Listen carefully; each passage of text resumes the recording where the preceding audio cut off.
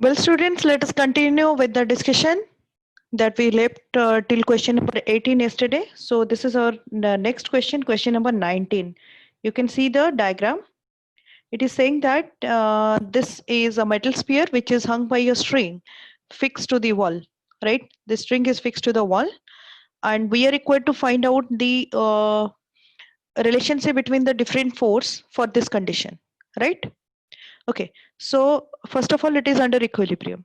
So let's analyze all the force. This one is normal reaction. It is always a pushing force. So we can show the normal reaction like this. This is your normal reaction. Clear? String is there, which is also getting stressed. Ideal string. So we are going to take this tension as T over here. So this one is your tension T. This is your tension T. This angle is theta. So we can write down this angle is also going to be theta, right? This is also going to be theta. So anyways, we are required to find out mainly the relationship between the normal reaction and the W value and the tension. So as we know that if you find out the sum of all the force, normal reaction plus tension plus weight, it should be equal to 0, right? It should be equal to 0. Okay, and from the diagram we can also draw that if this one is your tension and this is your normal reaction, so let this angle is theta, so this is also going to be theta. So I just parallelly translate this vector over here. If we'll parallelly translate this vector over here, so this is going to be the normal reaction, right? W n, and this one is the theta value. So we can write down like here, this is nothing but we can also translate the tension over here. We can also translate the tension over here. So we can write here like perpendicular by base. Perpendicular by base is n by w. N by w is coming as tan theta, right? N by w is coming as tan theta. This one is n and this is w, that is your weight, right? That is equal to tan theta. So normal reaction is coming as weight into tan theta. Normal reaction is coming as weight into tan theta. So we will go to the solutions, I mean options. So from the options, the first option is absolutely correct. First option is absolutely correct. Let's go to the second option. Second option, from the diagram itself, we can see that if I'm going to translate it, so this is going to become the hypotenuse of this right triangle. So we can write T square is equal to N square plus W square. So the second option is also correct. And coming to the last option, so this is wrong. This is wrong. We cannot write it like this because already we have written the equilibrium equation. So answer D is also correct. So here the options are going to be A, B, D are correct options. A, B and D are the correct options. Let's move to the next page to check the answers. Actually, options are not given. So options are given like that. Actually, answer options are there. I'm showing you. Option A was A, comma B, comma C. It was first option was A, comma B, comma C, and the second option was B, C, and D, and the third option was A, B, and D. Clear? So, and the fourth one is A, B, C, D. Right. So this is the correct answer. This is the correct answer. Clear? Okay. Let's delete it and move to the next question. That is question number 20. Okay, collision. A ball forms from a height of 5 meters and strikes a lift which is moving in the upward direction, right? So this one is a big lift. Its mass is not given. The lift is going to be a very big one, which is moving up with a velocity of 1 meter per second. And a ball is falling down, and the height that is given here is 5 meter. The height given here is 5 meter. It is dropped actually. Initial velocity is equal to 0. So it's going to hit the plate with b equal to square root of 2gh. So this is 20 into 5. So this is coming as 10 meter per second. So with 10 meter per second, it is going to hit it. I'm going to take this as E1. So this is our M1 and this is M2. Is going to be very large, right? M2 is greater than M1. So here we can write U1 is the velocity after the falling of the ball, that is coming as 10 meter per second. If you put the vector sign, it is going to be minus 10 meter per second, right? Don't do that mistake, right? Okay. Now the collision is going to be elastic collision. It is given. So E value coefficient of restitution is going to be equal to 1, right? This is 1 for elastic collision. So this is V1 vector minus V2 vector divided by U2 vector minus U1 vector. Let's do it. What are the other things are given? If this is 1, we can write U2 minus U1 is equal to V1 minus V2, right? So let's write it down. So we can write the V1 vector is equal to U2 minus U1 plus V2. So what are the things are given? U2. Who is U2 now? U2 is the initial velocity of this big plate or the your lift. So it is moving initially with 1 meter per second. You know that its velocity is not going to be changed. If you are going to take a cycle and going to hit a very heavy train, so your velocity is going to be changed, but not the train's one.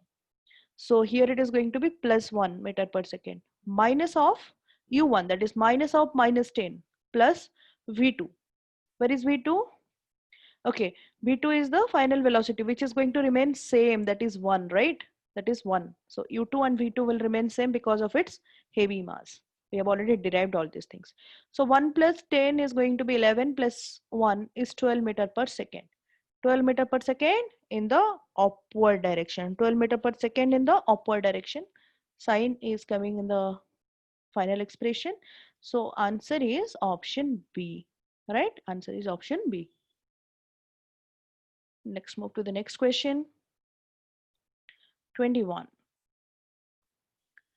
A stone of mass 500 gram, fine, is dropped from the top of a tower 100-meter height. Okay, so this is our tower, and from the top of a tower, the stone is being dropped. So initial velocity of it is equal to 0. And height of this tower is coming as 100 meter. What is the mass of the stone? The mass of the stone is 1 by 2 kg or 0.5 kg. Let's take it as. Anyways, simultaneously, another stone of mass 1 kg is thrown horizontally. From the same tower, another person is standing and he is throwing a stone, okay, horizontally. He is throwing it horizontally with a speed of 10 meter per second. Now it's going to take a path like this, right? But the vertical initial, I mean, this height is h, that is 100 meter and 100 meter. The height of the center of mass of above the two stone system we have to find out. We have to find out the height. So let's find out that in 3 seconds, what should be the displacement of it? What should be the displacement of it? If I wish to find out in 3 seconds for the first stone, so it is being dropped. So we can write down the distance traveled from the top to bottom is going to be half ut is 0 because u is equal to 0, half acceleration due to gravity t square, that is 9. I'm just finding out the distance, so I'm not putting the sign. So it is 45 meter. But from the ground, this is from the top, right? So from the ground it is going to be 100 minus 45, that is 55 meter. Similarly, if we'll come to the second case, here the vertical component is also going to be 0, only the horizontal component is there. Only the horizontal component is there. So directly we can write down the height here is also going to be 55 meter. Also going to be 55 meter. Clear? Okay. So we are required to find out the height of their center of mass. Direct HCOM is equal to M1H1 plus M2H2 divided by M1 plus M2. So you have the mass 1 by 2 into, I mean, you just put it in the formula, you'll be getting the answer. Finally, we are going to get it as 55. Clear? You find it out. It is coming as 55 for the two stone system.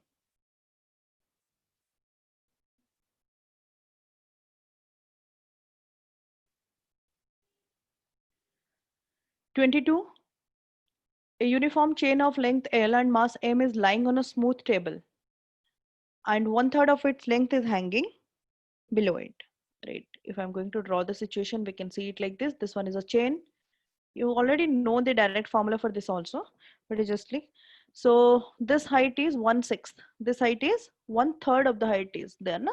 So the center of mass is located at a height of h by 6, yeah, L by 6. If the total height is coming as L by 3, this is a uniform chain. So the center of mass of it is located exactly at the half of it. So if you pluck it from here and throw it, so it is going to go to the table and it will not fall down. So we can write down the work done is equal to, you know that this is the point where all the masses are assumed to be concentrated, is equal to mgh. So what is the mass? Mass is 1/3 of it.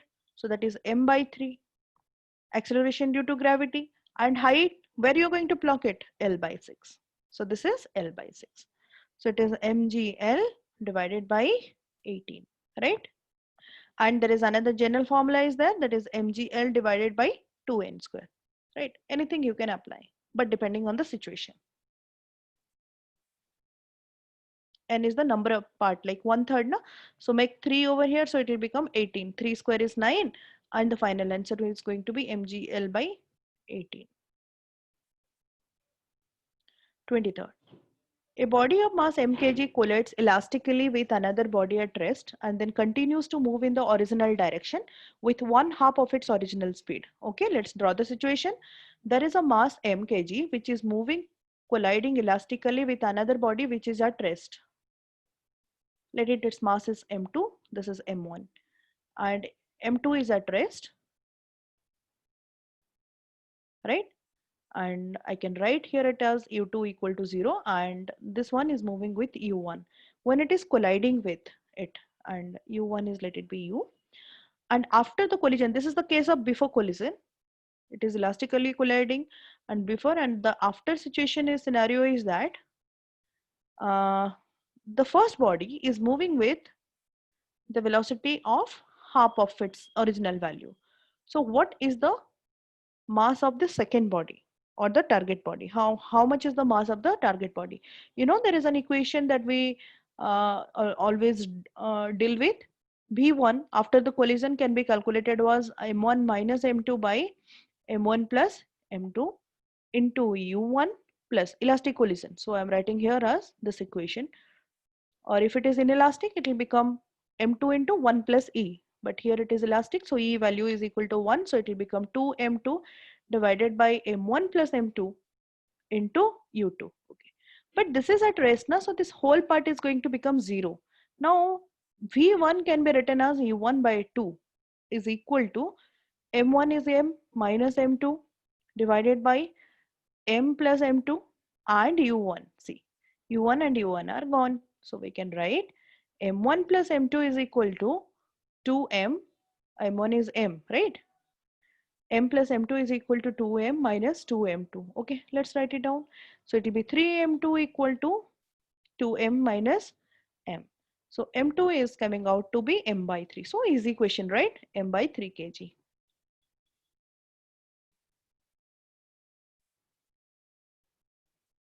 24th. There is a particle given an initial speed of u inside a smooth spherical cell of radius r is equal to 1 meter, right?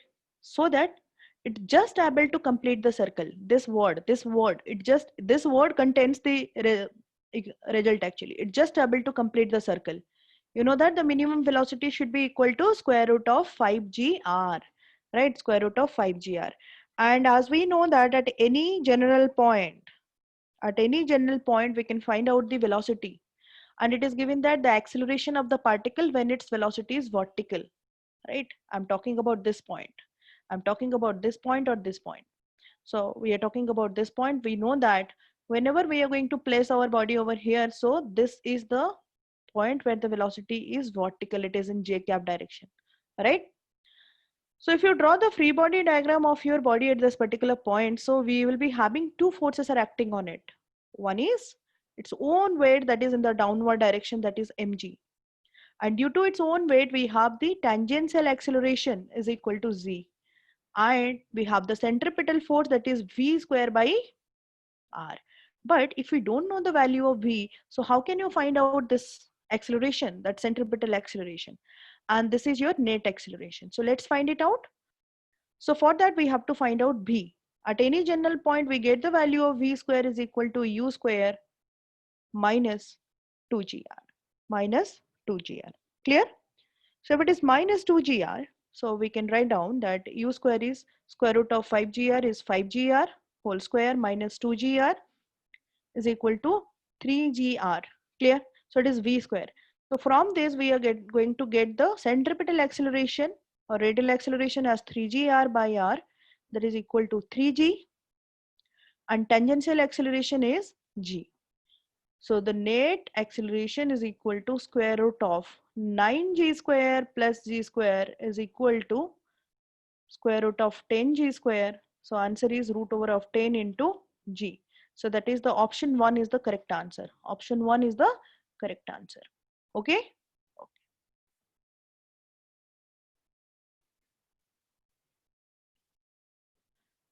Question number 25 is the next question that is on your screen now.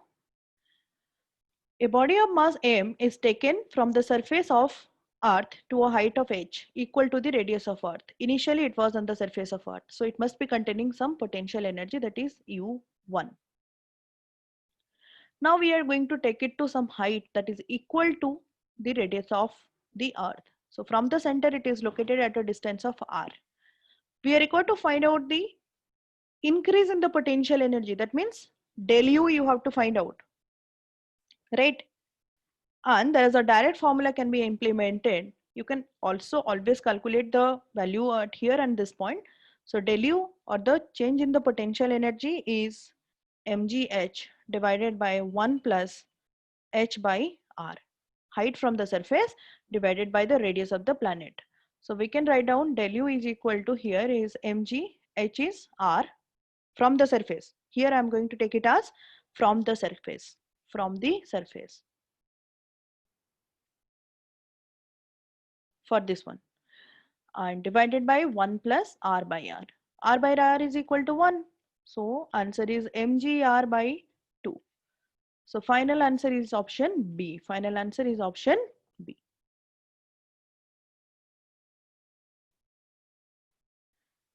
Next is question number 26.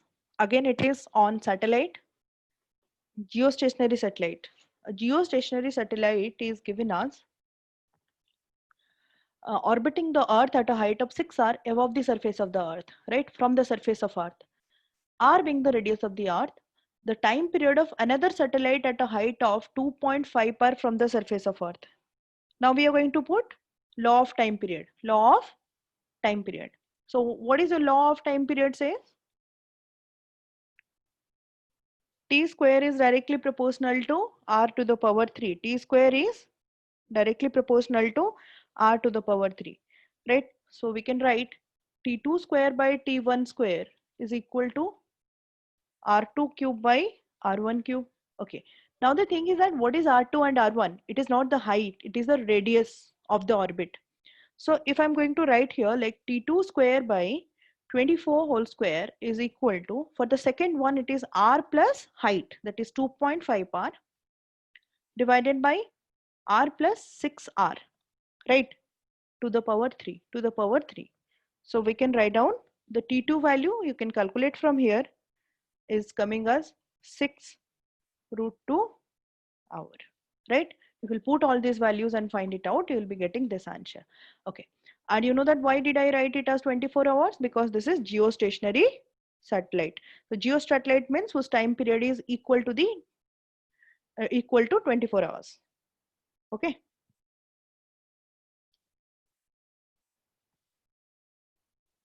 The parking orbit, I mean the orbit of a geostationary satellite is known as parking orbit. So let's move to the next question, 27. A mass m is suspended from a light spring. An additional mass m is added, displaces the spring further by a distance x, right?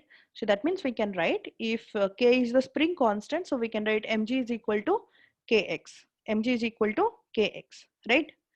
Equilibrium equation. So in that case, we got the value of spring constant as mg by x. We are going to use it, and the time period is 2 pi square root of effective mass or mass equivalent by k, as we all know. So 2 pi, here there are two mass, so we can write m plus m, and instead of k we are going to write it as mg into x, mg into x.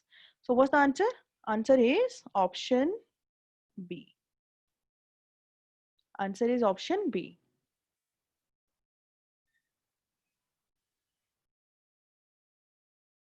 28. Okay, this is a very interesting question because the concept we have already studied in collision.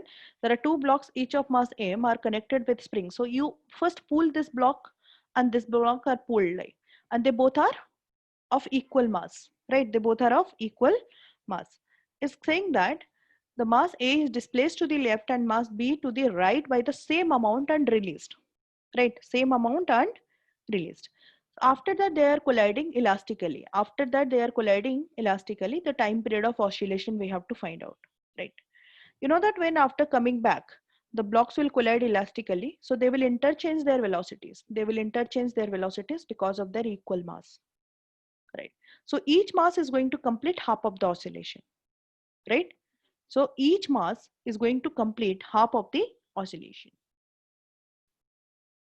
Each mass will complete half of oscillation, right? So in that case, half of oscillation. So in that case, we get the time period is equal to half of the total time period, that is 2 pi square root of m by k. So the answer is 2 and 2 are gone. It is pi square root of m by k.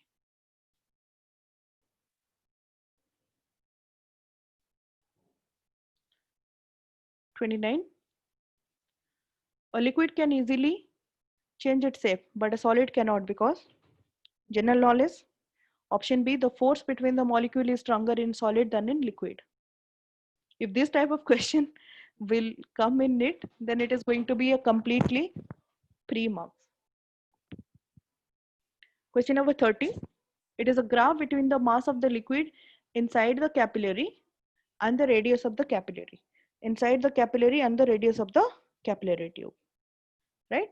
So as we know that mass is equal to volume into density, mass by volume into density. So we can write here, it is pi r square, h is the volume into density. I'm writing it as rho. So we can open it like pi r h d into r. And we know that this thing is constant, this thing constant. So mass is directly proportional to r. Mass is directly proportional to r.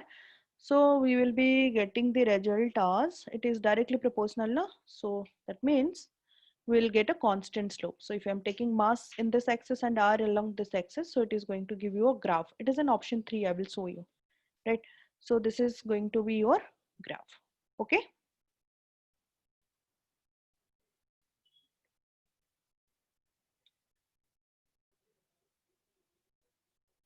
It's option 3, you can see it.